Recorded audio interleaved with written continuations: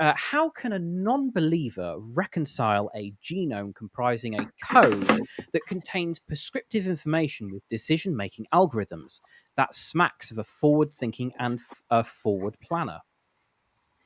Ask John Sandon, the geneticist who became a Christian through that sort of factual stuff. So, yes, you'll find that there are some honest researchers out there who come up with this, and their only conclusion is, if I was to build a model of something and included such forward planning, then it would be because my mind existed before this, the problem existed, and I applied my creative pre-existing mind to a problem and came up with a created solution.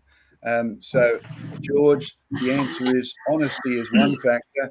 B, accurate observation is another. C, being willing to discard the evolutionary framework. Now, to be honest, in my own experience, by the time you finish 3 or 4 years of geology, and every paleontology lecturer has said, but you don't see this in the evidence. You don't see this in the fossils.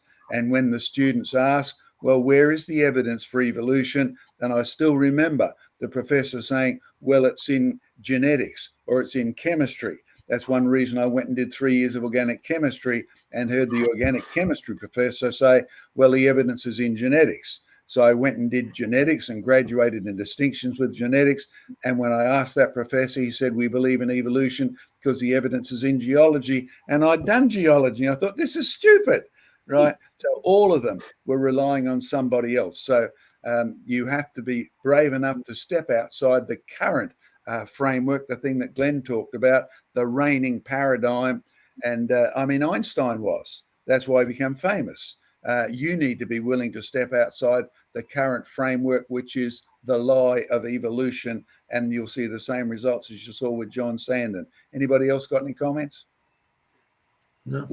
I think it goes back to that very definition of what a design is. When you have something that the end properties as the end result as properties that do not come from the materials that it's made of, then it is designed, and a code has exactly that.